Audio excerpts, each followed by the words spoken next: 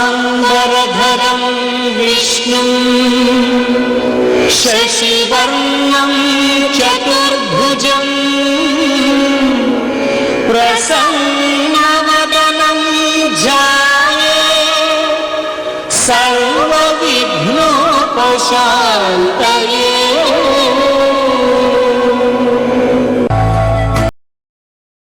జంట కవులు అనగానే మనకి మొట్టమొదటిగా స్ఫురణకు వచ్చేది తిరుపతి వెంకట కవులు.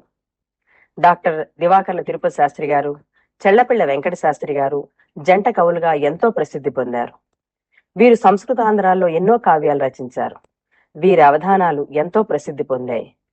తిరుపతి వెంకట కవులు, వారి రచనలు, నాటకాలు, కావ్యాలు, వారి అవధానాల గురించి మరిన్ని వివరాలు తెలుసుకోవడానికి డాక్టర్ ప్రభల సుబ్రహ్మణ్య శర్మ గారు మన స్టూడియోకి విచ్చేశారు. వీరు అవధానే కాకుండా సంస్కృతాంధ్ర సాహిత్యంలో, వేదాంతంలో, వాస్తు జ్యోతిష్య శాస్త్రాల్లో నిష్ణాతులు. నమస్కారం అండి శర్మ. నమస్కారం అమ్మా. తిరుపతి వెంకట కవులు, వారి సాహిత్యము, వారి గురించి తెలుసుకోవడానికి మా ప్రేక్షకులకి ముఖ్యంగా కొన్ని వివరాలు.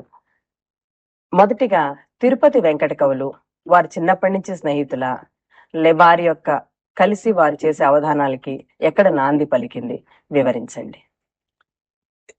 ఈ తిరుపతి వెంకట కవులలో మొదటి వారు దివాకర్ల తిరుపతి శాస్త్రి గారు, రెండవ వారు చెళ్లపిళ్ల వెంకట శాస్త్రి గారు. వీరు కడెద్ద అనే గ్రామంలో చెట్ల బ్రహ్మయ్య శాస్త్రి గారు అని ఒక పెద్ద పండితులు ఉండేవారు.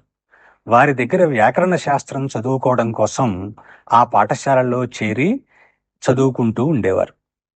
ఆ సమయంలో వీరిద్దరికి స్నేహం ఏర్పడింది. మొదటలో ఇద్దరూ కొంచెం వేరువేరుగా ఉండేవారు. ఇద్దరూ మేధావంతులే. దాంతోటి వీరు ఒక విభాగానికి, వారు ఒక విభాగానికి నాయకులుగా ఉంటూ కొంచెం భేదాభిప్రాయంతో ఉంటూ ఉన్నా ఇద్దరూ కూడా గురువు గారి యందు అచంచలమైన భక్తి విశ్వాసాలతో ఉంటూ విద్యాభ్యాసం చేసేవారు. ఒకే గురువు గారి దగ్గర ఇద్దరు ఒకే గురువు గారి దగ్గర వీరిద్దరూ వ్యాకరణ శాస్త్రం చదువుకుంటూ ఉండేవారు. ఇలా ఉండగా ఒకసారి మాడభూషి వెంకటాచార్యుల వారని గొప్ప శతావధాని, సంస్కృత ఆంధ్రాల్లో చాలా పెద్ద విద్వాంసులు, వారు శతావధానం చేయడం చూచారు. అప్పుడే వీరి మనస్సులో మనం కూడా ఇటువంటి అవధానం చేస్తే బాగుండును అనే భావం ముఖ్యంగా వెంకట శాస్త్రి గారి మనస్సులో బాగా నాటింది. ఆ తర్వాత గురువు గారి యొక్క సూచన మేరకు వీరిద్దరికీ స్నేహం ఏర్పడింది, గాఢమైన మైత్రి ఏర్పడింది. అది ఎలా ఏర్పడిందో వివరిస్తాను. ఒక చోట వీరే చెప్పుకున్నారు, నీరక్షీరములట్టులెల్లప్పుడు ఈ నేస్తంబుగైకొంటిమి అక్రూరంబైన మనంబుతో ఇదియ మాకుందెచ్చ కీర్త్యాదికంబు ఏరేన్ మైత్రిని గూర్చి చెప్పికొనుచో